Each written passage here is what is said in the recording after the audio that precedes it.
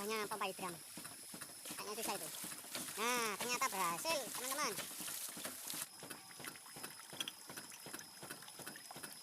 Yang menjadi pertanyaan, kenapa aliran air ini dari ketinggian 3 meter bisa menaikkan sampai 30 meter?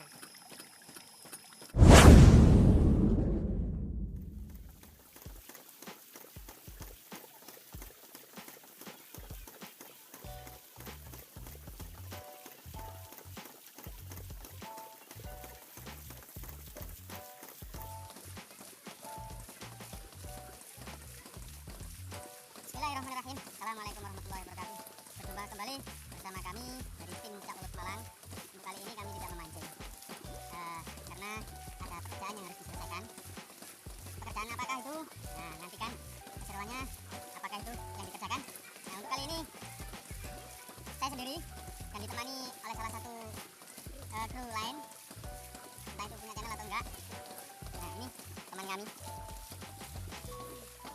Saudara kami ini namanya Nurul Mutakin. Assalamualaikum. Oke, waalaikumsalam. Gimana kabarnya? Sehat? Alhamdulillah ya. Baik. Sebelum kami menyelesaikan pekerjaan, kami akan sarapan terlebih dahulu agar kami bisa lebih semangat. Biar terisi perut, biar tenaganya lebih kuat.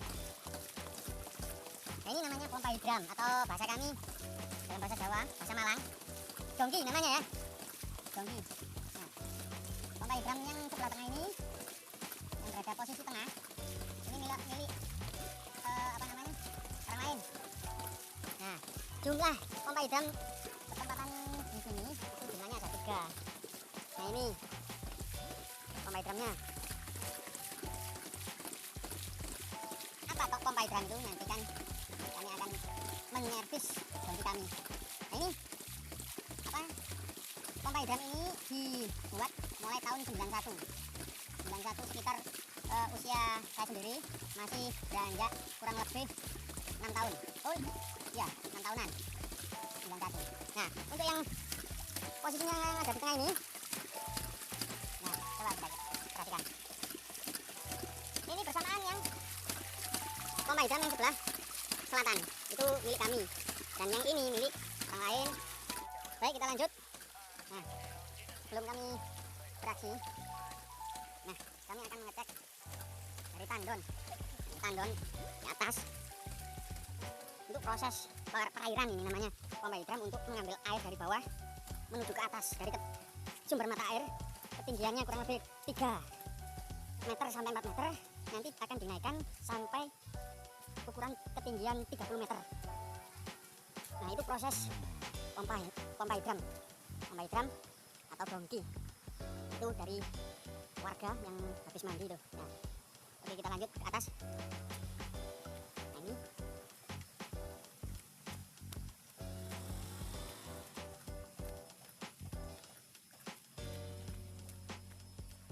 Nah, ini tandonnya.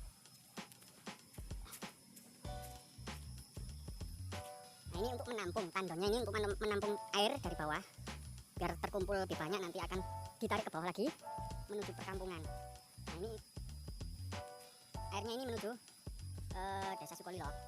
Ini pembuatannya tandon ini bersamaan dengan pompa hidrannya tahun 2015 kurang lebih. Nah, di situ ada tanggal pembuatannya.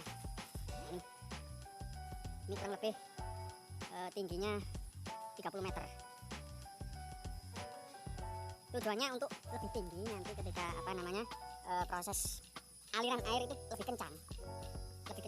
Awalnya kan ini datarnya lebih rendah dan dinaikkan dengan alat pompa hidran ini dengan tujuan agar lebih tinggi, dipompa menuju ke atas dan ditarik lagi menuju ke bawah. Nah, itu teman dari kami, saudara kami Nurul Mutakin sedang membuka bawah. Oke, kita lanjut ya. Baik, kita lanjut. Tujuan kami kesini untuk menservis karena beberapa hari kemarin itu tidak mengalir, mati kondisinya. Jadi mungkin kami harus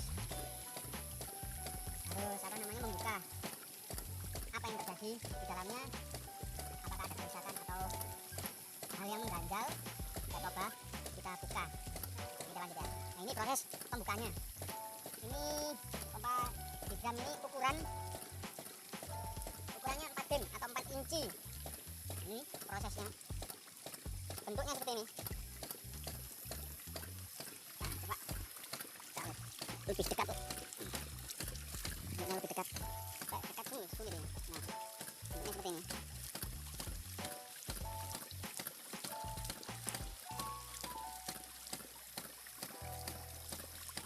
Ini pompanya, aliran apa namanya ini? Pipa ledeng dari besi ini, ukuran 4 inci. Nah, sampai atas itu ketinggiannya kurang lebih dari 3 meter ke bawah ini. Bawah nanti akan mengalir ke sini terus dan menuju alat yang bernama pompa hidran dongki. Yang akhirnya nanti bekerjanya seperti yang di sebelah itu. Rasanya seperti itu. Nah, ini pompa hidran kami. Kelihatannya. Pembuatannya lumayan agak rumit dan biayanya cukup lumayan, tapi di awalnya memang biayanya agak lumayan besar, tapi hasilnya bisa dinikmati, bisa bertahun-tahun. Hanya ketika ada rusak kita hampiri, kita servis kembali kalau ada yang rusak, seperti itu aja. Coba perhatikan. Nah, untuk aliran seperti ini, yang ini bukan bocor, ini bukan bocoran, tapi ini adalah aliran pernafasan untuk proses pompa air ini, pompa hidram ini. Karena tanpa ada ini, istilahnya lantaran adanya lubang kecil ini, ukurannya kurang lebih berapa mili ya itu ya, kurang lebih berapa mili? 3,5 mili lubangnya ini. Fungsinya untuk pernafasan. Kalau ini ditutup, apa namanya, cepat mati. Kerjanya itu hanya beberapa hari, kadang sampai 2 hari atau 4 hari sudah mati lagi. Biar tidak sering servis, jadi kami menelusuri dari awal sampai hari ini. Kesulitan kenapa kok sering mati, ternyata kuncinya ada di sini, ada pernafasan. Kalau ini ditutup pasti sering mati. Nah, bukan kebocoran ini namanya, tapi untuk pernafasan agar angin yang berada di tabung ini biar tidak cepat penuh, biar tetap stabil. Istilahnya seperti itu. Ini masih proses membuka apa namanya, pompa yang di luar ini. Untuk pompa yang di dalam sementara ini kami tidak membuka karena masih kuat, kayaknya masih nggak ada kerusakan di pompa yang ada di luar ini.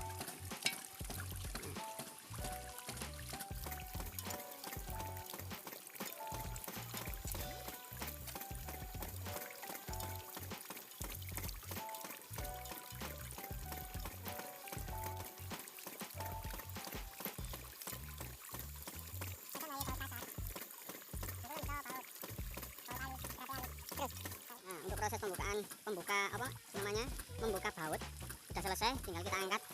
Nah, ini coba perhatikan. Nah, ini pompa luar ini, bentuknya seperti ini. Biasanya pecah ini. Nah, nggak apa-apa lah. Kita lihat. Nah, ini sudah pecah. Kayaknya masih bisa berfungsi. Ini bobot kurang lebih pompanya ini berapa kira-kira? 3 kilo ya? 1 kilo lebih, bahkan 2 kilo.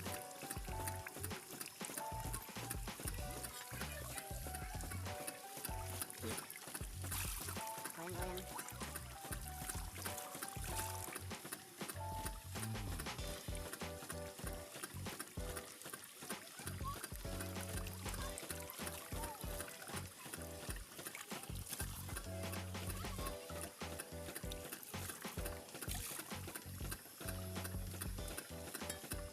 Lama sekali nggak kami kunjungi. Nah, ini pengait, pengait karet. Fungsinya agar beban yang naik turun ini tidak lepas, dikasih seperti ini. Bagaimana ini? Nah, bukan berikut belajar.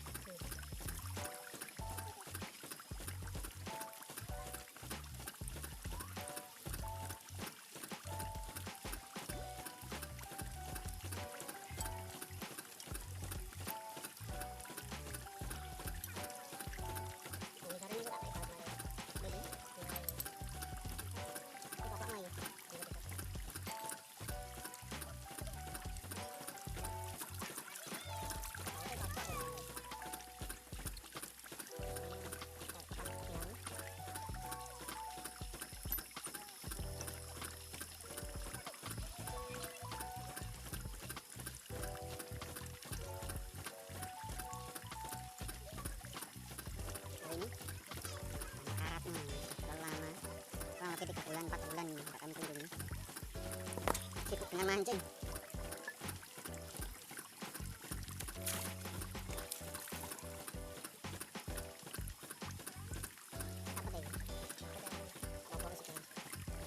Ini udah pecah ini teman-teman, coba perhatikan ini.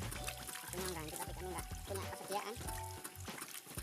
Kita lihat ini kita nanti apakah bisa berfungsi apa tidak. Lihat nanti. Wah, terlalu parah nih. Kayaknya masih bisa ini. Kita pasang.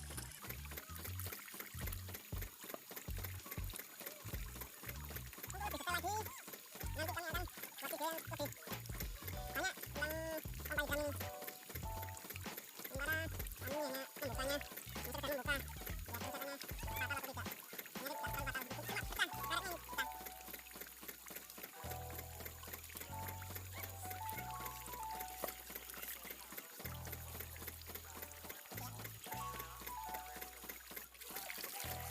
Cuma kita karetnya ini kita. Apakah bisa berfungsi atau enggak?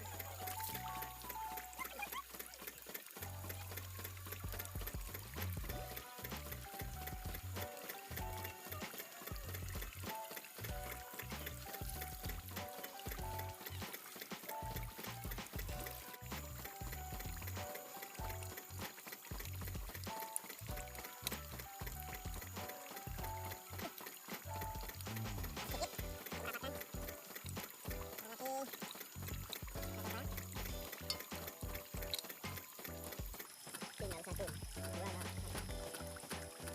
sesaat lagi kita akan coba apakah bisa berfungsi atau enggak. Kalau memang tidak berfungsi, mau nggak mau terpaksa kita harus bongkar lagi. Kelihatannya kendala pada karet yang pecah tadi. Jadi kemarin jadi mati dan nggak bisa mengalir, nggak bisa memompa lagi. Jadi itu kami coba nih.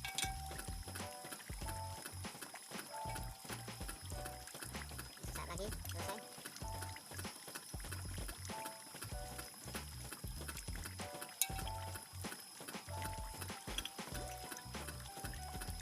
Yang menjadi pertanyaan, kenapa aliran air ini dari ketinggian 3 meter bisa menaikkan sampai 30 meter.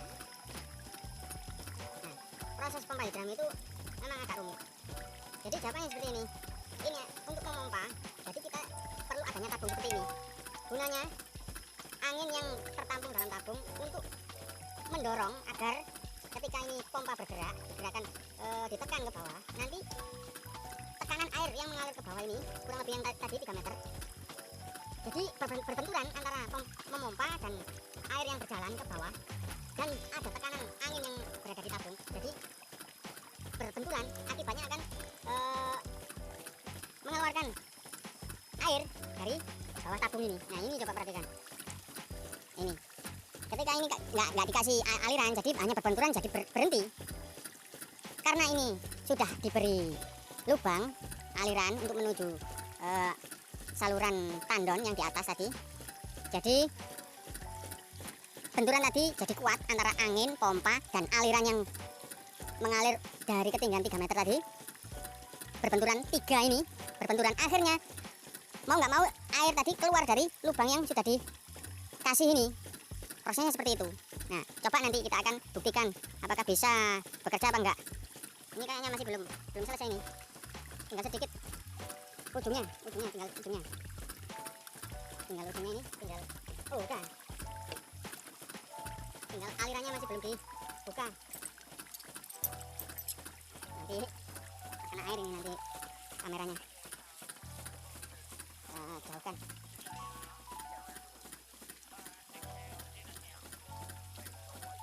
Dari sana ada. Dari depan.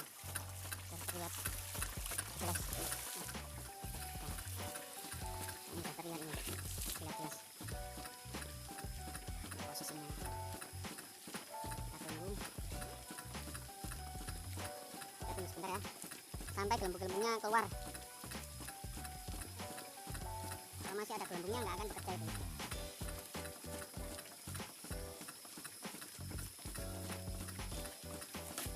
itu proses bekerjanya pompa hidran. Kayaknya susah itu. Nah, ternyata berhasil teman-teman.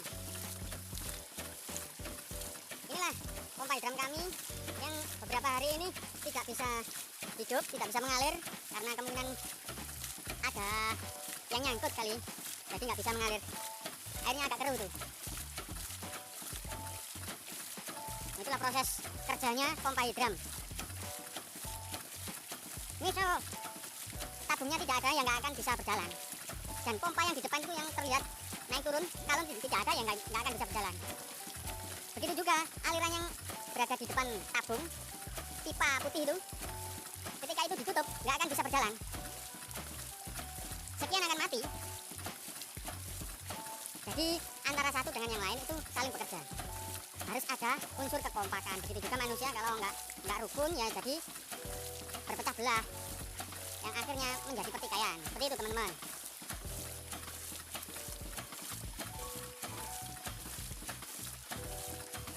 Nah, proses seperti ini non-stop, nggak akan mati sampai besok. Bahkan 1 bulan nggak akan mati. Terus naik turun seperti itu. Nah, benar seperti teman saudara kami yang tadi, selagi tidak ada kendala, tidak ada hambatan apapun yang menyangkut atau sampah-sampah yang menyangkut, daun-daunan, ranting-ranting yang jatuh hingga masuk ke dalam, selebihnya itu bersih, nggak akan mati. Seperti itu.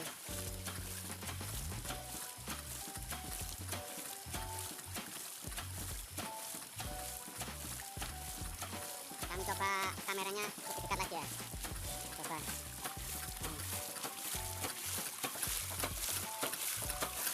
Sebenarnya simpel. Untuk proses pembuatannya simpel sebenarnya. Yang perlu dibutuhkan bahan-bahannya itu yang berada di tengah itu, posisi tengah. Itu apa namanya istilahnya? Pipa T.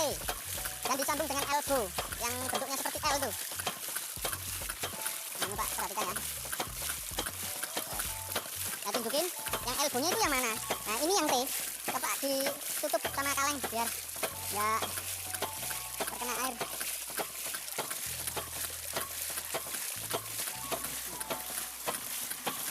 Coba perhatikan ya teman-teman. Nah, ini bentuk ini namanya pipa T. Nah, kami sambung dengan pipa yang lurus. Sambungan disambung, lalu kami kasih namanya ini flandes. Bahasa kami apa ini ya? Flandes ya? Flank, namanya flank. Fungsinya kami kasih seperti ini, ketika nanti ada kerusakan fatal, kami bisa membukanya dan kami bisa mengangkat dan diservis di tempat yang lain. Nah, ini T-nya dan ini elbow-nya. L ini. Bentuknya L melengkung. Ini. Nah, ini pernapasannya. Kalau ini kita tutup seperti ini, lama-kelamaan. Nah, ini. Jalan kan? Kalau kita tutup permanen, dikhawatirkan nanti apa namanya tidak stabil. Karena kenapa? Ketika ini tidak ditutup, aliran lubang kecil ini, angin yang berada di tabung ini terlalu penuh, desakan air terlalu tinggi, semakin menghimpit. Jadi angin yang berada di tabung ini semakin kuat, akhirnya ini akan meledak, mengakibatkan kebocoran. Karena kami sudah sering mengalami seperti itu, dan ini lepas. Nah, saluran pipa ini lepas, akhirnya mati dan jadi kerusakan. Oleh karena itu kami mengantisipasi, kami kasih lubang seperti itu untuk menstabilkan penggunaannya jangka panjang, biar kami tidak sering servis 2 hari, servis. Dikhawatirkan kalau sering terlalu dibuka, baut ini juga berpengaruh, akhirnya merembet ke instalasi yang lain, bisa as yang di dalam. Nah, dan ini apa fungsinya kira-kira? Nah, ketika kami buka, otomatis pompanya akan mati. Nah, kita coba ya. Alirannya agak deras ini. Kita coba ya, kita buka. Apakah mati apa enggak pompanya? Kita coba. Tuh, mati kan? Mati. Dengan seketika mati. Ketika kita tutup lagi. Masih proses diinjak lagi. Ya, demikianlah apa namanya servis pompa hidran kami yang tadinya rusak, ada kendala tadi, bukannya rusak tadi, hingga jadi nggak bisa mengalir. Fungsinya kami buat seperti ini agar penerus kami bisa lebih tahu, walaupun enggak 100%. Paling tidak itu bisa mengerti sedikit-sedikit. Nantinya akan dikembangkan melalui himbauan dari kami. Ya memang kami tidak begitu menguasai sepenuhnya, yang kami tahu hanya sekedar mempelajari pompa hidran sekilas ini. Jadi kami sengaja untuk memvideo, gunanya untuk generasi penerus, biar ketika mereka itu mempelajari tidak ketemu kami, bisa melihat video yang sudah tersedia. Ya, biar mereka tidak instan mempelajari, tinggal pakai aja, nggak pernah di apa namanya istilahnya itu, ada perjuangannya. Nggak ada perjuangan untuk belajar mulai dari awal sampai bisa. Kalau langsung instan ya nggak ada nikmat perjuangannya. Baik, itu saja dari kami. Jika ada kurang lebihnya, kami mohon maaf. Sekian, wassalamualaikum warahmatullahi wabarakatuh. Salam Senar Linting.